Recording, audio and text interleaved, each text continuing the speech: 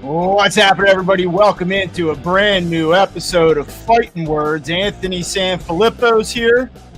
I'm Bob Wankel. And Anthony, Phillies completed a 3-game sweep against the Marlins yesterday. I had somewhere to go after the 7th inning, so surely they won that game, right, and took care of business?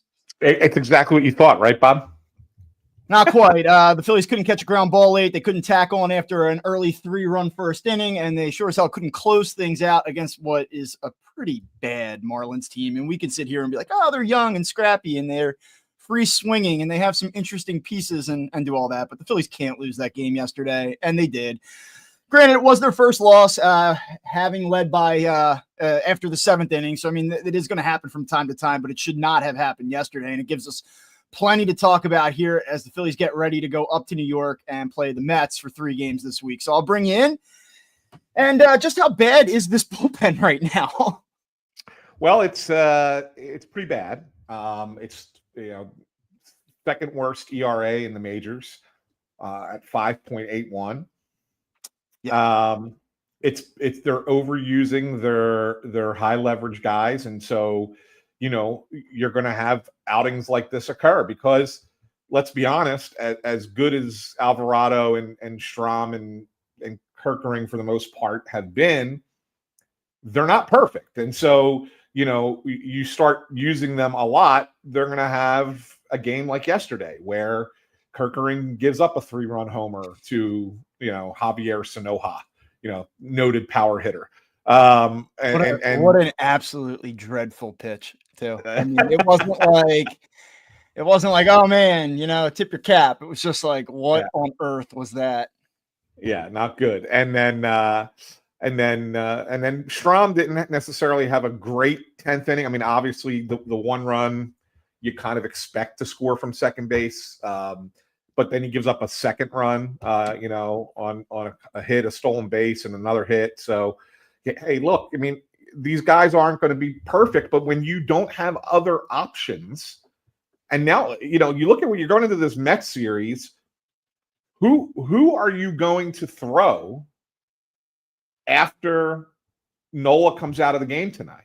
And what's the best case scenario from Aaron Nola tonight? Does he get you into the 7th? I think that's probably all you can ask for from him at this point. And I feel like for the 80th consecutive Aaron Nola start, we're sitting here saying like, hey, Aaron, you've really got to get it done tonight. You've got to carry this team in a spot where they're coming in obviously a little bit light.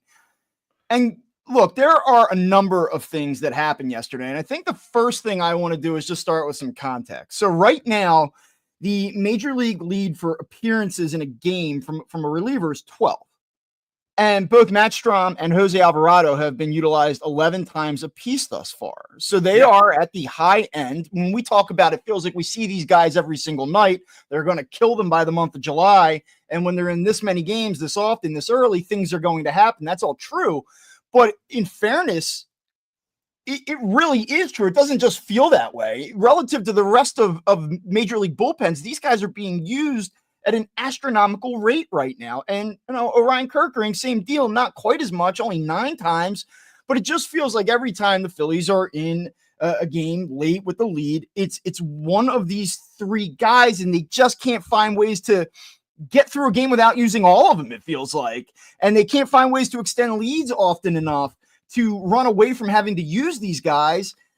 And then yesterday, it really is a shame. Jesus Luzardo has 88 pitches in 7 innings, and he required 5 outs essentially to get through the 7th inning because Bryson Stott and Bryce Harper can't make routine plays. And you have to wonder if those plays get made, does that push Luzardo into the 8th and maybe save the Phillies from having to use both or all 3 of Alvarado, Strom, and Kerkering? And so that's extraordinarily unfortunate. And not only that, but I talked on Friday about game flow, and you just kind of felt like, hey, they got their runs early. They only tacked on 1 in the 4th. They didn't do enough to separate. Then you let the Marlins get a little energy, a little bit of momentum because you can't make a play in the 7th. And it just, you kind of felt it coming. And this is the difference between great teams and pretty good teams, which I think is what the Phillies are right now. They're fine. They're goodish. But man, they've got some issues, and it all starts in this bullpen. It does. And you were right. And we should have a separate conversation about the defense because it's hurt them several times this year. And I think yesterday's was one of the more low key defense hurting them because you make a great point that Luzardo could probably have gone into the 8th inning had he not had to throw 21 pitches in the 7th inning, which he would not have had to do had Harper and or Stott, either one of them really, made a play that they should have made. Harper's was not an error, but it was an error. I mean, let's be honest. I mean, it should have been an error. It wasn't recorded as one, but it should have been. I honestly think Stott's play was harder than Harper's.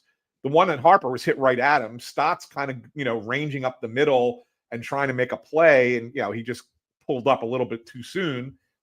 I'm fine with him getting an error there, but as far as the scoring of it's concerned, but yeah, those plays are important in that game. And I think that's something we'll have to talk about. But on the bullpen, Bob, and look, I am not trying to sit here and defend this because the bullpen has been a damn dumpster fire. They really have from start of the season till now. Everybody's been touched so far. Nobody's other than Alvarado. I mean, he had that one outing where he, give up the home run, give up a couple runs. But other than that, he's been solid. Strahm got off to a slow start because he missed 8 games in spring training, but then he kind of he's come around. But other than that, they've all been mediocre to flat out terrible. Here's the one thing. If you're looking for some kind of silver lining, this is the only thing. Everyone is right now, so go ahead. And this is the only thing I can throw at you, right? And I did a little bit of research on this. I actually wrote a story about it on Patterson if you want a little bit more detail. But if you go back over the last 3 seasons, the one thing that I found about the bullpens, first of all, last year, after 22 games, bullpen ERA was 5.78, and their whip was 1.57. Year before, 5.47, 1.57. So it's kind of on the same plane that it's been the last 2 years through 22 games. And then even if you go back to 22 where it was better, it was 3.83, 1.29. All 3 seasons, here's the interesting thing, Bob.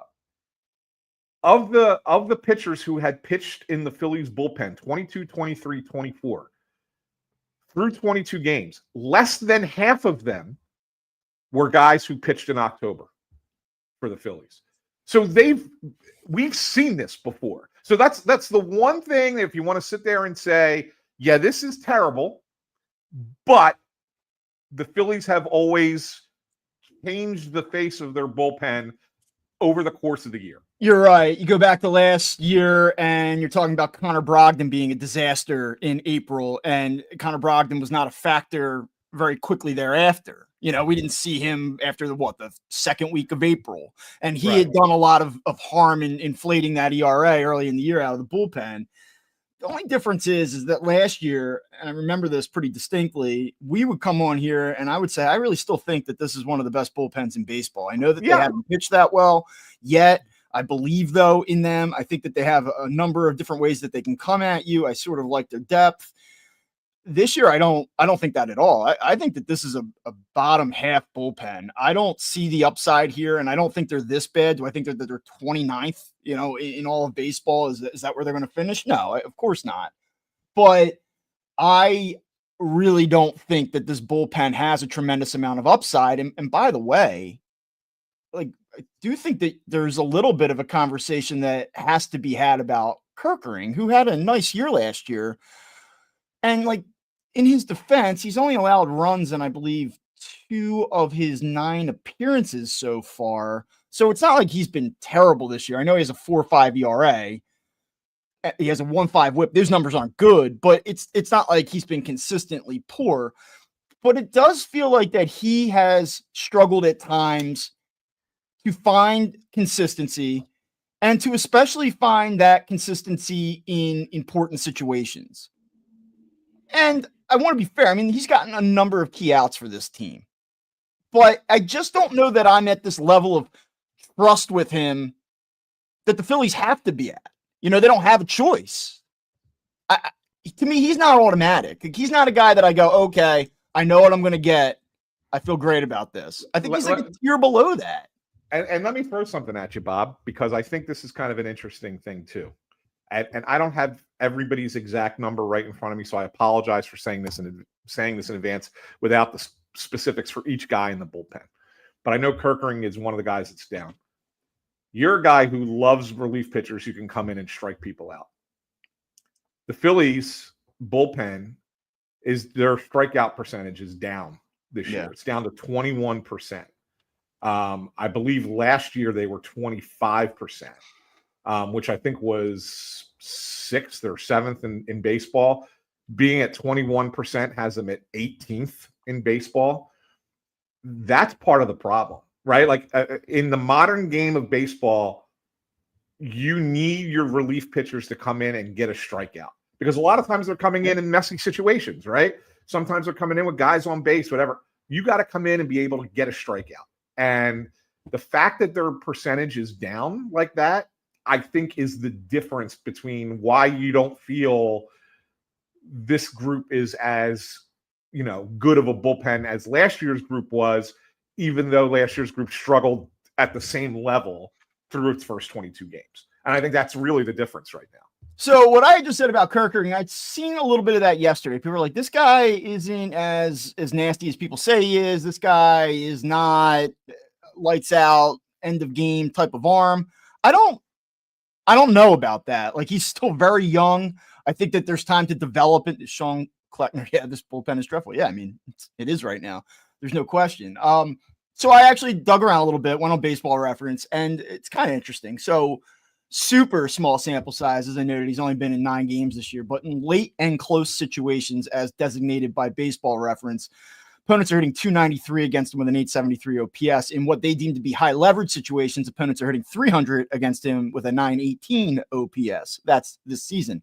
Go back to last year, and it's not nearly as dramatic, and it's not as much of a red flag, but as the situations get tighter, he does get less effective. And this is last year. So in what they deem to be low leverage situations, opponents hit 206 against him last year with a 554 OPS. Medium leverage, 237 with a 626. And in high leverage situations, they hit 258 with a 642 OPS. Not bad, but not wipe out like Josh Hader in his prime.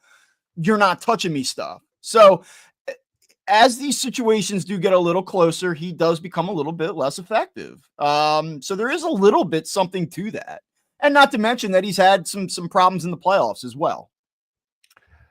Well, and that's great research and analysis by you. And I would ask this question off of that. Would we be noticing that as much if Jordan Romano were what he was supposed to be? No, and I mean, that's what's scary about this. The spotlight is on Kerkering because I think that as a fan base, you look at him and say, like, this guy can do it. It's there. He has it in him, right, and we need him to do it. And the reason we need him to do it is because there is only one guy out of this bullpen from the right side that I even have that feeling about. And while I don't have all of the trust in the world in him, I trust him the most. And so I need him to be almost damn near perfect, because the guy that you went out to sign as a compliment to him from the right side stinks right now. I mean, he flat out stinks. There's no other way to say it. You want to take that one? Yeah. Well, Chris Freed says Jordan is acting like Ray Romano from Everybody Loves Raymond. Unfortunately, he's still trying to pitch for this club right now. I don't know where you go with this, because it is a little bit perplexing, right? When you see a guy throwing 99.8, which is what he topped hit out at 99.8 the other day, and he averaged 97, which was up nearly 2 miles per hour from his previous outings with his four-seam fastball. You go like, all right, like the life's coming back. This is good. I feel good about this. And then he has probably one of the worst relief appearances in the history of the franchise. I mean, that was unbelievably bad. Yeah. Like, so I don't know where you go with it. You know, Rob was hinting in his office yesterday that they may have found that he was tipping something, but I think that that's kind of an excuse that you use anytime a guy's not going right? You try and buy him a little bit more time with that. But the reality of it is that, look, I liked the signing in the offseason, and it's been an abject failure to this point. And I asked Rob yesterday when he was giving us all this spiel, I said to him, Rob, I said, in the past, you've said you want to give hitters 100 to 150 at bats before you make a determination on them. I said, how much time do you give a relief pitcher? Like, where are you with relievers? And he said, well, you can't really say X number of innings because you don't know when you're going to use them or how long they're going to pitch. He said, but 2 months, month and a half to 2 months. So with that being said, Jordan Romano has 3 to 5 weeks here to get himself fixed, in my mind. I don't think anybody wants to hear that. I think people are like, get rid of him. But it's too quick to get rid of him. Yeah, one, it's way too quick to do it. Yeah. Two, I mean, the money is the money. And three, you're in a situation where you don't have upside out there. So when a guy is topping out at 99.8, you have to give him some time to figure it out. I mean, it was embarrassing on Saturday. There's no question about it. And put that team in a very difficult spot, and needlessly. But it's the third week of April. Yeah. You've made an investment. He has a track record. You have to let this thing play out. Nobody wants to see it. Nobody trusts it. But they have no choice but to let this play out right now. And look, in fairness, he had 3 scoreless appearances leading up to Saturday's game, and then the ball's jumping out of his hand, and you go all right, maybe they got something here. And then 20 minutes later, you're like, they have nothing here. This is a mess. And then I think it had a carryover effect into yesterday's game as well. I want to ask you something about the way that Saturday played out. Taijuan Walker comes out of the game. They have a big lead. He's out after 4 innings. There were some long innings. There was some tightness, I guess Rob had said. Were you surprised he went to Strahm in the 5th? Yes. Very much. I was talking about, hey, show me series against the New York Mets, and you had to use Strahm yesterday. And now you're not going to have him tonight. I just don't. I don't get it. I don't get it. I didn't get it either. I think, I don't know. I think that their hope was that Luzardo was going to pitch length yesterday, and they probably wouldn't have to use, which it was set up that way. It was going in that direction. Yes, I'm surprised he went to Strahm there. But at the same time, I kind of see where he was going, because it's like, I am not going to need to use Matt Strahm on Sunday, and then we have Matt Strahm ready for Monday, and then it didn't work out that way, and then they had to use him in extra innings yesterday, right? I mean, that was the idea. They didn't want to use Strahm. He was supposed to be off yesterday and be ready to go today. Do you like that they used Strahm yesterday? I mean, I thought it was, I don't understand it on Saturday, but do you like that they went for it yesterday? Said, we have a chance to sweep. Now we're in extras. Let's go for it. They had to. Yeah. They had to. Yes, 1,000%. At that point, when you get to that spot. I you think that this team that last year might not have? Hey, we have the Mets coming. We used them yesterday. They're sweep. It's only April 20th. Rob is managing differently this year with everything, and not just the pitchers. I mean, he's doing it with position players as well, moving them in the lineup, taking guys out and putting somebody else in. He's not been as patient with things. And I found it funny that, he still talked about managing health with these pitchers yesterday when he's abusing the hell out of them. How can you say that on one side of your mouth, and then the other side? We wanted to play it safe with Taijuan on Saturday, but yeah. Here you go. So here's the thing too, Bob, and this is interesting. The Phillies have more starting pitching depth right now, and including I'm talking about the minor leagues, than they do bullpen depth. And I'm wondering, is their ultimate plan here to kind of do what they did in 22? Because if you remember when it got to the playoffs in 22, Ranger got moved out of the rotation into the bullpen. Zach Eflin got moved out of the rotation into the bullpen. Right. Noah Syndergaard, who you acquired at the deadline, got used as a bullpen role in the playoffs. are they potentially setting us up for, mid-season when you have 7 starters, right? To say, okay, maybe we're going to throw a couple of these guys into the bullpen to make the bullpen better. And then, not have to go out and really acquire, maybe only have to acquire 1 reliever as opposed to 2 or 3, which it looks like they need right now. Are we heading down that path? It's possible. I mean, I think that we've had this conversation, though, about Ranger Suarez, and we've talked about it a few times. Everyone says, like, this is the obvious solution. And again, my only thing with that is, do you think the Phillies are going to re-sign Ranger Suarez this offseason? No. I don't.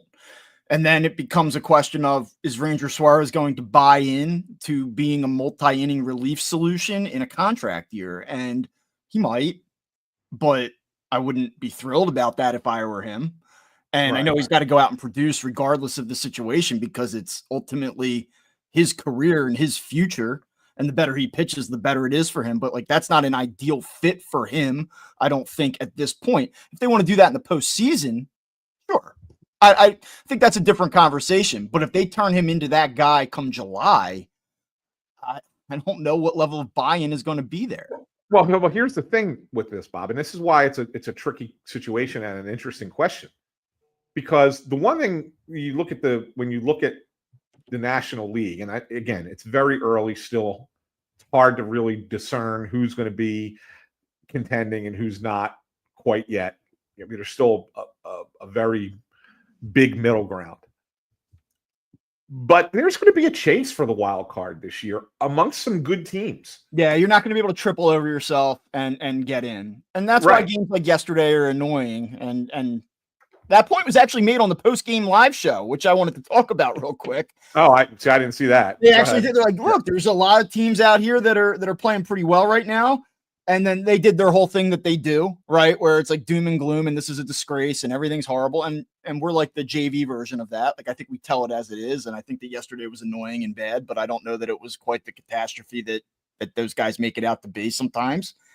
But yeah, look, I mean, you just look around and you say, like, there's some teams that have gotten off to good starts and some of these teams have some pieces that make you feel like that they're going to continue to play pretty competitive baseball. There's no teams like, waving a magic wand right now. I mean, right. Other than the Mets pitching. Yeah. I mean, that's the thing. Like, I mean, when you really look at it, I mean, I still think even though, and we'll get into a little tease on one last thing, but we got to talk about the Braves and what's going on there. But I think that they're still going to get themselves back into this thing. And so you got 3 teams in the East, you got the Cubs, and you got 4 teams out West. I mean, the Giants are showing that they're a contender. Arizona's hanging in. The Padres are off to the best start in baseball. And then there's the Dodgers. So you're talking about 8 teams for 6 spots. Yeah. So 2 of those teams are going to miss the playoffs. And so that's why winning the division is so damn important for everybody, right? But even more so, like, if you're in a wild card race, if you're kind of battling, there's no guarantees this year. You're not just stumbling into the playoffs like you've done in the past. Well, so I think that it lends itself, your point lends itself to an interesting, greater conversation, which is this idea of like Dave Dombrowski and the job that he's done and the job that Rob Thompson is doing. And there's been a lot of criticism here. And I'll get to what we see up on the screen here on YouTube in a minute. I popped this up because this is what you're talking about. Yeah. Obviously the players, I'll read it then. Joseph Karmazin, I guess it is. Obviously, the players have to perform, but how much blame do you put on Dombrowski? I understand if you didn't want to bring back Estevez or Hoffman, but you still have to replace them somehow. Yeah, and this is a good point. And it's exactly what I want to get to here, which is there has been a lot of criticism about Dave Dombrowski's offseason. I've also heard a lot of criticism about Rob Thompson this season. And I don't quite understand the Thompson criticism in that I do see him not just playing things safe. Like, he is jumbling the lineup. He has been aggressive with his relievers, I think, to a point where he can be criticized for it, which I'm criticizing. But this idea that he's not going for it or he is just sitting back and letting things play out, I think you could have made that criticism of him last year. I thought there were plenty of times where they didn't keep their foot on the gas. I think it had it lacked urgency. I think that kind of bled into the team's chemistry and DNA at points down the stretch in the second half, especially. I don't quite see him doing that as much from a tactical standpoint this year, though I do think you could maybe be not critical, but I think you could question his overall demeanor and his like lack of energy and maybe the urgency that he conveys. And does that maybe by proxy make this team a little bit sleepy? That's one conversation. But first, let's talk about Dombrowski. I think that he had a bad offseason. Jesus Luzardo has been the best pitcher right now by Fangraphs WAR in all of baseball. Home run signing through whatever it's been, 5 or 6 starts. Other than that, it's been a mess. I think that he was complacent, did not change this lineup in obvious places that he needed to change it. And the subtractions from this bullpen were, I thought, catastrophic and replaced with a flyer on a guy who's coming off of an injury who has been a total disaster so far. I don't get his offseason. Max Kepler makes no sense to me. Not only is he left-handed, which is not what they needed, he's also not productive right now. I'm not writing him off at this point, but he has not been good. It has not been a good offseason. But I will say this about Dave Dombrowski. This organization was a mess before he got here. An absolute mess. They did not know how to win. They did not know how to hire the right people to get them in the direction to win. They needed him. And his presence, I think, has gone a long way in turning the Phillies from a team that was just directionless and wanted to do the right things, but didn't know how. Like, it's not a criticism of John Middleton. He was spending prior to Dave Dombrowski. I think John Middleton wanted to win and was putting the financial effort into winning. But the organization just lacked leadership and lacked polish and lacked direction. I think Dave Dombrowski's given them that. Like, at least at this point, you know that they're a perennial contender. You may not believe that they can reach the ultimate goal, but he has gotten to them to a place where they could not get to for a decade. So I give him a lot of credit for that. But in the same breath, I thought his offseason was atrocious and obviously atrocious. Yeah, and I think that you did right by him by saying, he's got the team where they are, and they wouldn't have been here without him. And look, every general manager or president of baseball operations, however you want to look at it these days, is going to have hits and they're going to have misses. And my concern has been that he's had more misses than hits lately. And again, it is a what have you done for me lately kind of scenario, but if it goes back to last season, right? I mean, Whit Merrifield was a miss. Austin Hayes was a miss. Estevez was okay, but he wasn't what they needed. He wasn't what they needed at the time, right? And so now you go into this offseason. Look, I thought coming in, both Romano and Joe Ross were kind of under the radar, decent signings. Turns out so far, both have been a disaster. I've not seen anything out of Joe Ross. And Romano, even though he's had a couple of flashes, as we've already said, has been a train wreck, because he's getting torched. And I never liked the Kepler signing. I just didn't think it was a good fit, and it's just not. But whatever. But yeah, there's been more misses than hits lately. And maybe he's had some under the radar minor league signings, and there are guys that might be coming that you're going to sit there and go, oh, well, that was a nice, move that we didn't think about, or whatever the case might be. Those could still potentially pan out over the course of the season, and we'll see. But right now, yeah, I mean, it's fair to criticize Dave because you have a team that is 13-9, which, again, 95 win pace. Can't really complain about the record. But there's something different about this 13-9 than last year's 14-8, or than the year before's 10-12, or whatever they were, 11-11, and the year before that, whatever. There's just something different, and you sit there and go, "This should be better than it is," or this is a little bit more fortunate of a record because they're 5-1 against the Rockies. Forget 13-9 though. Forget 13-9. Just look at this weekend. I tweeted out on Wednesday night as they were getting their doors blown off, that ugly game. We talked about it on Friday. Like, this team kind of looks like they're in a slog. I just don't like the feel of it. And then I'm thinking to myself, wow, they're going to be 4-0 since I tweeted that. They're going to have beaten the Giants to split a series, and then they're going to sweep the Marlins. And then they don't sweep the Marlins. But now just take stock of the entire weekend. You feel great about what you saw from the Phillies this weekend? There were some good things, and I want to get to them. But yeah. I didn't look at this weekend and go like, wow. I mean, it was the Marlins at home. The Marlins stink. Who cares? Yeah, you're going to look. You are going in the grand scheme of things. You're going to lose a game here and there. I said they weren't. I mean, the Marlins of the world, not like pat myself on the back, but you and I both sat here and said like they're not. The Phillies aren't consistent enough to say, oh, they're going to sweep a team this weekend. Yeah, exactly.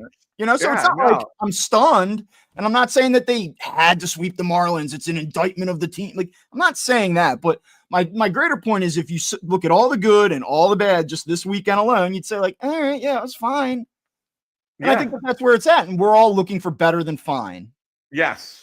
Exactly. You need to be better than fine. Just want to address this one comment from Hexram. Says, I don't think they wanted to spend, so they skipped on Scott and Yates, Tanner Scott, Kirby Yates. The one thing I will say is, and the Phillies have been, this is a Dombrowski thing, I think.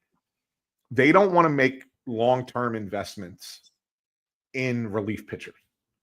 They don't believe in that philosophy. And that's just a philosophical thing. Whether you agree with it as a fan or not, that's up to you. But when you really look at it, there aren't very many relievers who get long-term deals, and those deals turn out to be good for the length of the deal. So I kind of understand why you don't go that way, why you go more the 1 or 2 year route, or if you go with something that's more extended, like you get it at a cheap deal, like they did with Matt Strahm, where they got a really good deal for him, right?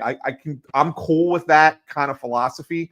But you got to get it right if you're doing it that way, right? And so where the criticism should fall is they haven't gotten it right in the last 2 years. And even if you go back the year before with Craig Kimbrell, they haven't gotten it right in the bullpen on these guys with 1 year deals or shorter term deals. That's where you have to get it right, and they haven't. And I think that's where the criticism is fair. Not so much that, I'm going to commit $30 million to this guy for 3-4 years, and then he's going to fall apart. And then, oh my God, I got to pay this money for a guy that stinks. Right. So I'm okay with doing it this way. You just have to make sure you get it right. And they haven't. Okay. So there were some good things that we saw this weekend. And I came on here Friday and said that I don't think that Johan Rojas is a Major League Baseball player. And then he goes 6 for 12 and he's hitting 3, whatever he's hitting right now. And that's good. I still don't believe in him, but that's okay. I will admit that They don't either. Yeah. I mean, they want to pinch hit for him yesterday with Cal Stevenson. Right? Yeah. I mean, that's where I was going with this. But I mean, look, he was 6 for 12. He's hitting 344, 806 OPS, and 32 at bats. I have 2 things here, though, I would say, along with that. Last week, I said I don't trust him, and that there are things that he does that I just don't get. So I invite you to come with me to the 4th inning of yesterday's game. And he singles and sets up a first and third. They end up scoring a run. He gets to second base. There's 2 outs, and Trey Turner is at the plate. What does Johan Rojas do, Anthony? What did he do? I literally threw my arms up in the air in the press box, Bob. He tries to steal third base with 2 outs. Yeah, so he makes the final out of the inning at third base. And not only does he make the final out of the inning at third base, which is like the cardinal sin, but also he's got Trey Turner at the plate, who's hot right now. I would say in general, like, who cares? But he was 5 for his last 7 entering the at bat. The guy was smoking hot, and you can run, and you're already in scoring position. What the hell are you doing? Yes. And that, in a nutshell, like even the, like, just set aside for the fact that I don't think that he can hit, but he's hitting a little bit. Like, what are you doing? You just can't do it. You can't have it. It's not professional. It's clueless. It's just so freaking bad. It's so freaking bad. When you do that in games, like that's part of like the game flow thing that I was talking about earlier. You score early, you don't add on. It's little things like that, man, that you just kind of go, uh-oh.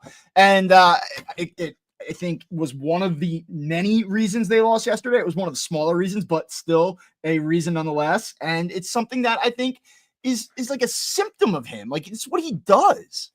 It's terrible. We used to kill Odubel Herrera for his mindless play in the field, on the bases, whatever. And I don't understand why Rojas doesn't get the same anger and vitriol, except for on this show. Like I think we're the biggest detractors of Johan Rojas. Maybe it's because they stunk and he was their best offensive player, and like it was just what we were just saying about Kerkering, sort of, right? Like where he is the guy, so he's going to get more scrutiny now on those teams. Like he kind of was a guy.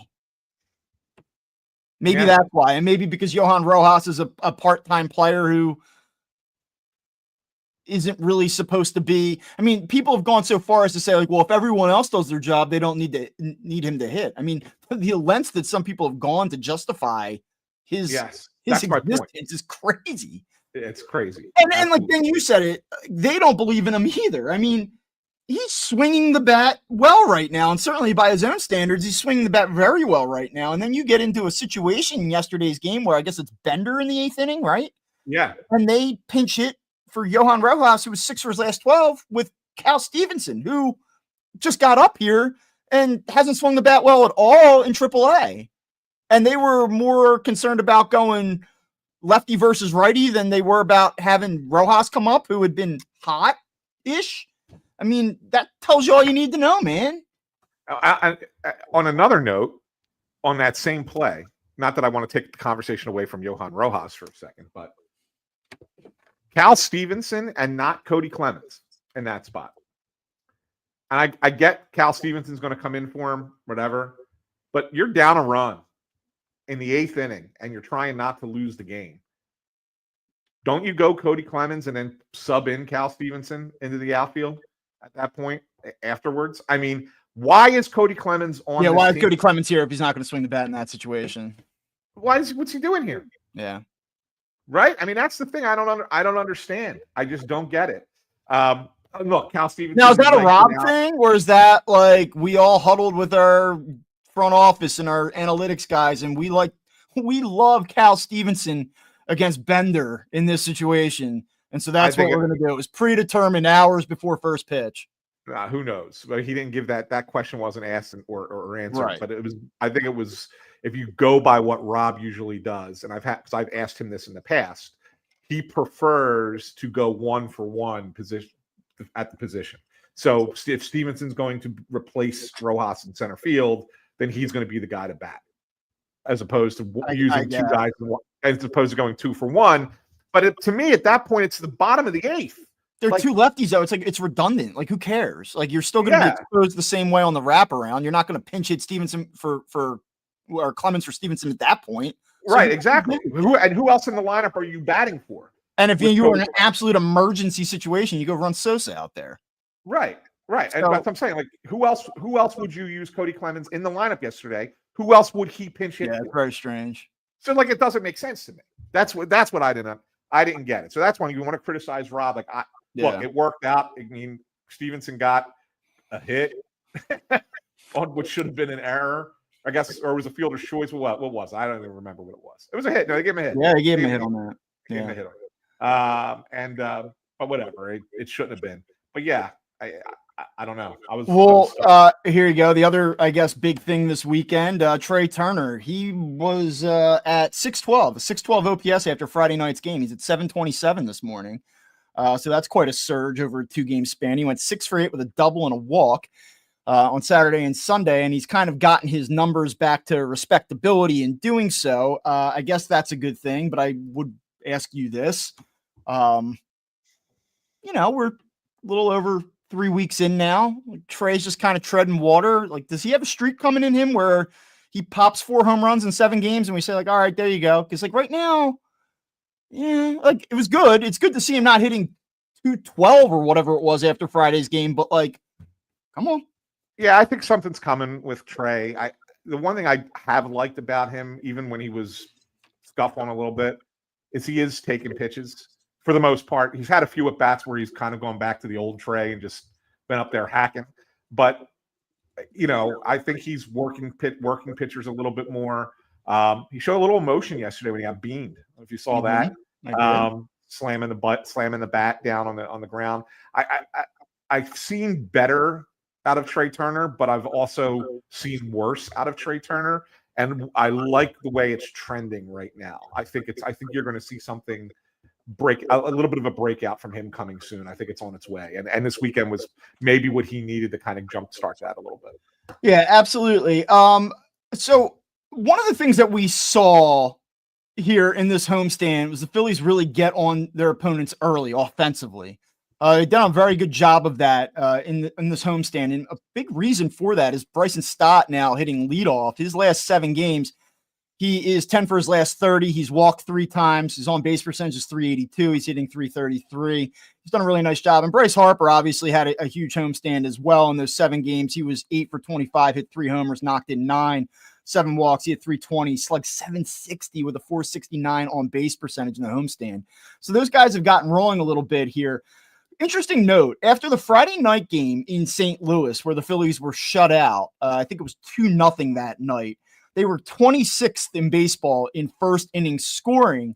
They now lead baseball in first inning scoring after yesterday's game. Pretty crazy, huh? So it shows you the amount of work that they were able to do. Starting that Saturday, they scored a couple runs. I think Castellanos hit a ball in the gap and got them some early runs in the Saturday game in St. Louis, and then it carried over into this homestand. So that is one thing that you're starting to see, I think, on a positive side, is the top of this order is gaining some functionality here. Yeah, I mean, look, we've had this conversation many times in the past about what you need out of the leadoff spot if it's not going to be Kyle Schwarber. And for the past week, Bryson Stott's given it to you.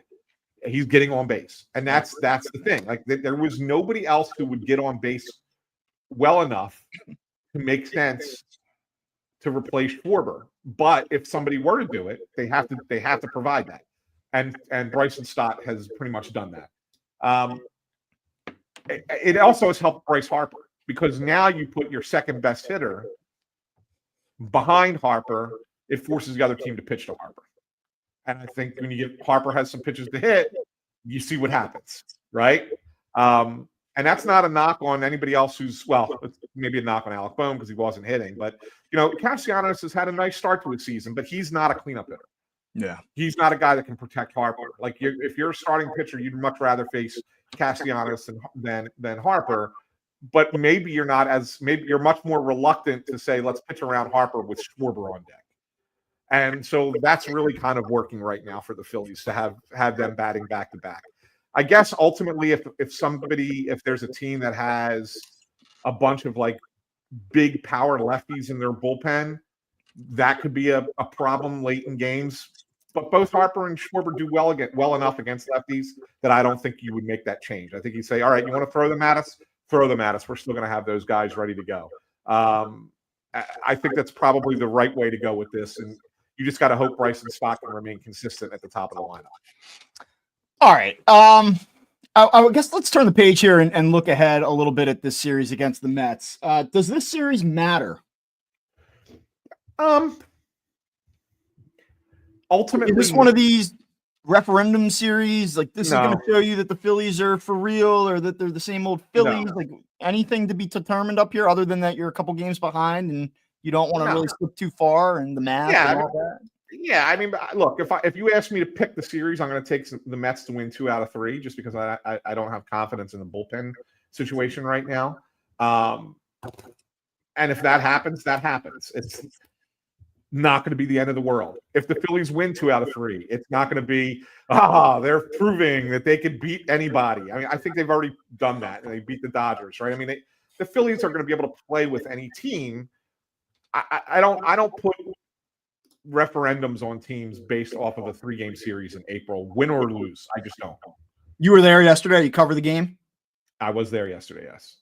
Anything from the players that kind of made you go like, okay, they're looking at this with a little juice? I mean, this team did embarrass the hell out of you last year. I know these talking points are more for us, more for fans. Like, let's go show them something. They're our rival. We owe them one, all that. But anything in the clubhouse at all that Phillies go, like, yeah, we want to go up there and show them what's up this week? No, not a lot of no conversation about that. I'm actually going up for 2 of the 3 games. I won't be there tonight, but I'll be there tomorrow and Wednesday. So maybe I'll get a better sense of what they're thinking up there. The probable pitchers in this series, it's like you say the Phillies are going to lose 2 out of 3, or you think they're going to lose 2 out of 3, and you don't love the bullpen situation. I think that's an entirely fair. And as we noted at the beginning of the show here, Mets are hot right now. I believe they've won 7 out of their last 10. They just had a 4-game sweep at home of the Cardinals, who are okay. Like, it's just the pitching has been so good. They lead all of baseball in team ERA, and you just look at these pitchers like Tyler McGill tonight. Like, this guy is he is the ultimate, like, to me, just a guy, and he's been awesome this year. He's got a 1.40 ERA in 4 starts. But then you look a little closer, you're like, all right, he's striking out basically a batter per inning, but a 1.34 whip. He's like stranding a number of runners, but like he's been really effective. And then you go down the line, and Griffin Canning, who like I'm not particularly excited about, but he's been pretty good. He has a 3.43 ERA. And then the guy that for me, like, and the Phillies struggle against him is Peterson. I don't get it, but like he's throwing the ball pretty well. The Phillies struggle with him. Like, these are tough matchups, and they don't seem to hit in New York to begin with. So like, I'm kind of like, I already feel myself getting annoyed. Like, I already kind of know what this is going to look like this week. All 3 of these games are going to be like pulling teeth. Yeah, I don't look. You know me, I don't love the Mets pitching. The only starter that I think is good on the Mets is Senga. I don't believe in the other 4 guys. Well, I mentioned those 3 guys, and you're firing Nola, Sanchez, Wheeler at them. Like, go win the series. Yeah, well, they should, but then again, it comes down to the bullpen. And right now, I think the difference with the Mets, when you look at their team ERA, you say, oh, they have best team ERA, and the starters are fine, right? I mean, like you mentioned, McGill's pitched out of trouble a few times. Senga's got off to a great start. The other guys have been good, but not great.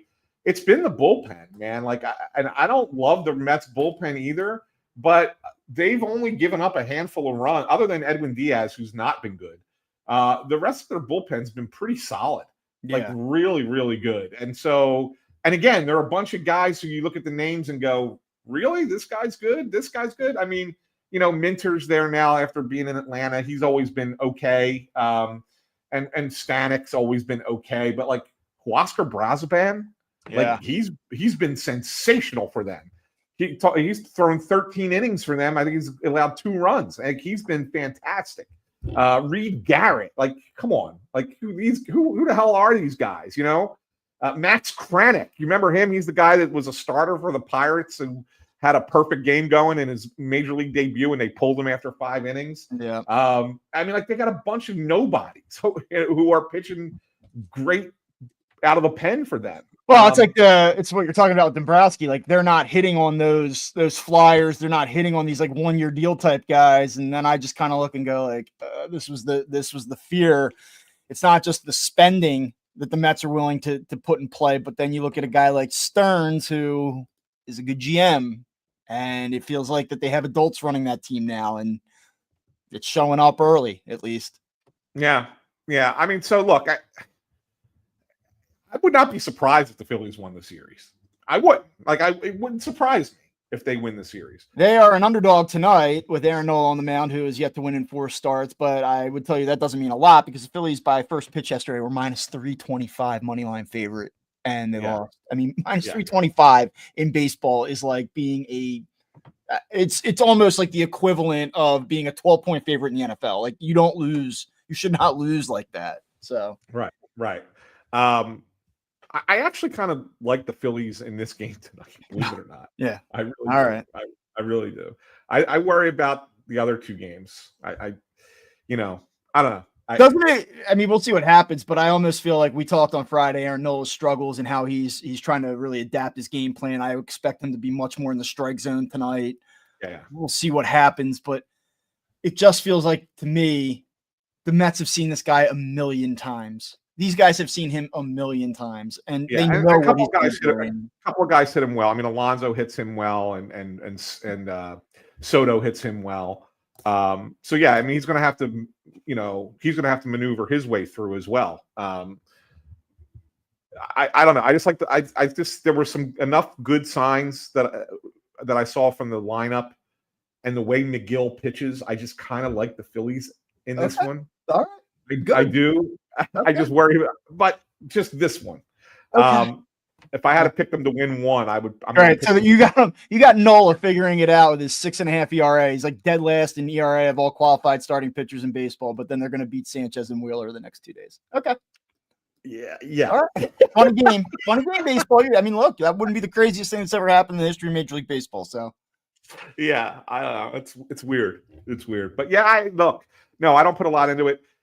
If you want to expand it though, Bob, and say, is this a big week for the Phillies because it's 6 games against 2 first-place teams, and you can't let it go sideways? Yeah, then I can sit there and say that can't happen. Like we can't be here a week from today and have them lose 5 out of these 6. Just cannot. Yeah, they'd come back to Philly next week at 500.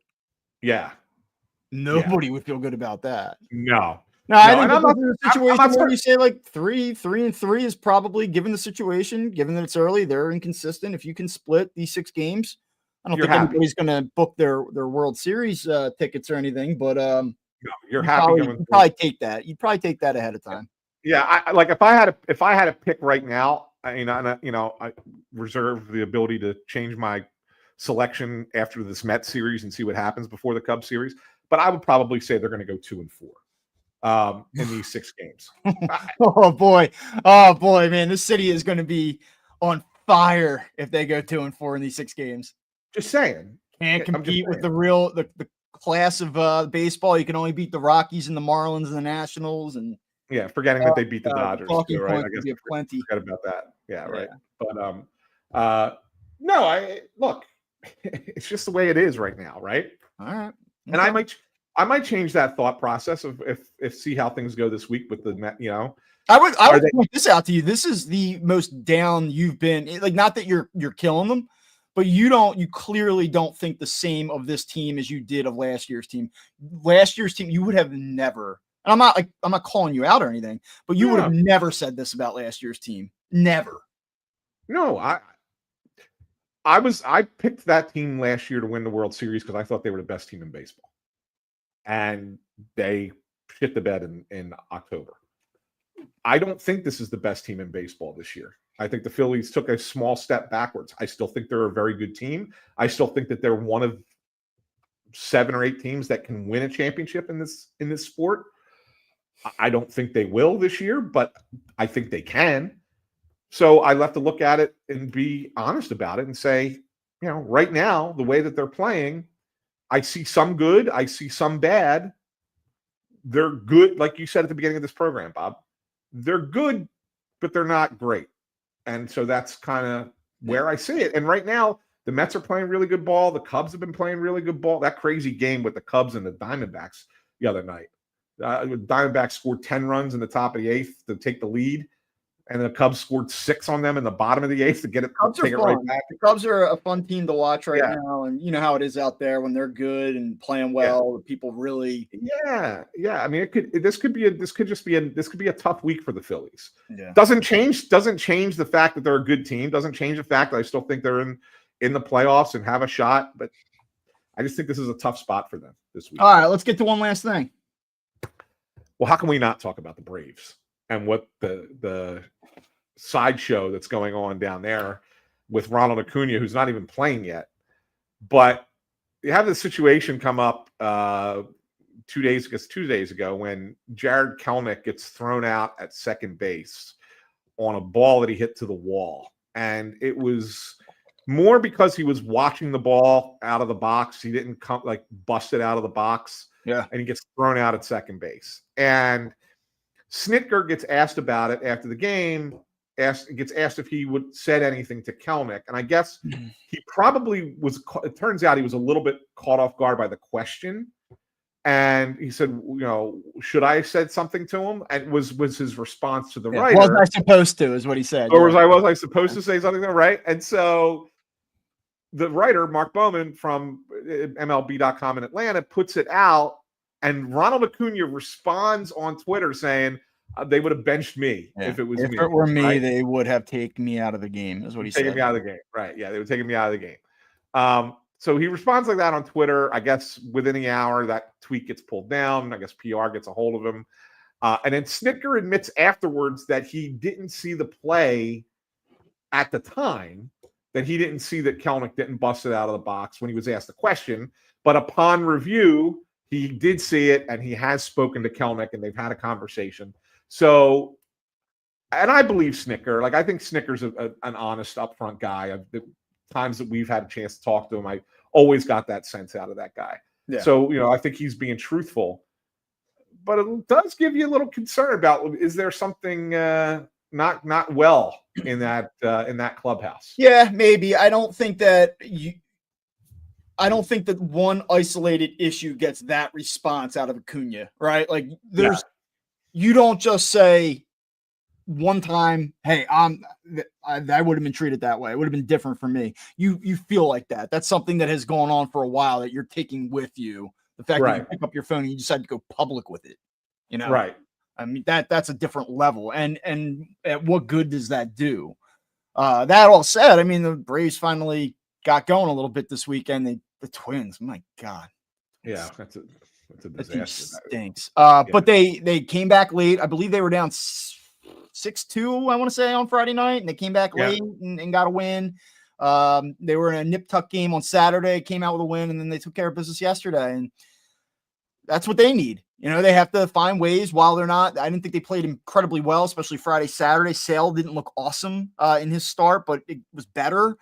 That's what you have to do to kind of get yourself up off the mat. So, here come the Braves a little bit. They're starting to stabilize. The Mets have played well, and Phillies got to get going here now. Yeah. The thing about Acuna that I found most interesting, and that's why you said it's not just a one-off. That incident occurred 6 years ago. Yeah. 6 years won ago. A lot of baseball games. And he's had a lot of success, and he's gotten paid. And to bring that up 6 years later tells you that it's been more than just that one time. Yeah. That there's been probably a lot of conversations that Acuna has not liked with that manager over the past few years that have not come out publicly. So I think that was the most telling thing. If we were doing a Brave show, would he be on the hot seat right now? Snitker? Yeah. I think so. Yeah. I think so. And not because I think he's a good manager. I just think it's right now something's stale there. Yeah. Something's not right there. And I think that he would be on the hot seat. Sorry, this is one other item I wanted to get your thoughts on. Even though that was one last thing. Did you see the Reds game yesterday? Yeah, 24-2. Austin Wins had 6 hits in a 9-inning game. The most ever by a number 9 hitter in a lineup. Who started that game yesterday for the Orioles? Is that Charlie Morton? Charlie Morton, who has been awful. Yeah, it might be over. 0-5, 10.89 ERA, 2.23 WHIP. But everybody got hit yesterday. Whoever the Orioles put in got hit. They hit everybody. That's a tough game for the run differential fans. Yeah. Okay. God. But Austin Wins had 6 hits. 6 hits. Okay. That's a terrible Easter. You thought Phillies fans yesterday, what a way to spend your Easter watching that unfold late. You imagine going down to Camden Yards to catch a ball game yesterday and 24-2. And that happened. By the way, the Phillies sent out a note yesterday on their post-game notes, and this kind of shocked me, considering how things have been the last couple of years. This past weekend against the Marlins of all teams, the attendance thing, yeah, the biggest attendance for a 3-game series since 2012. Like, kind of surprised. I would not have guessed that. I would not have guessed that. Yeah, neither would I. I was like, really? And when they announced the crowd yesterday, I was the 1:35 start on Saturday. Can I watch a game at night? Can I just drink a beer and watch a game at night, for God's sake? Come on. Yeah, I know. It's weird, but whatever. All right. Well, that's it for us here on Phightin Words. Thanks for tuning in, and thanks for all of the people who provided some comments today. Don't forget, you could subscribe to us on Apple Podcasts, Spotify, Amazon Music, Pandora, wherever you get your podcast. But we would love for you mostly to join us live here on Phightin Words every Monday and Friday here on YouTube. Make sure you click that thumbs up and ring the bell. You won't ever miss the show because you will get an alert every time we go live. And you can join us, put in your comments, and we'll address them. We'll address all your thoughts about the Phillies and everything that's going on this season. So For Bob Wankel, I'm Anthony SanFilippo. We will talk to you again on Friday. There'll be an off day in there too, Bob. First one in a while. But it'll be a 3-game series with the Mets, then an off day, and then we'll be back Friday morning to recap the Mets series and to look ahead to the Cubs series in Wrigley. I'll be up at Citi Field for a couple games. I'll give you some taste of what it was like up there, both from a fan perspective and also in the clubhouse. So for Bob Wankel, I'm Anthony SanFilippo saying thanks for tuning in to Phightin Words. We will see you on Friday.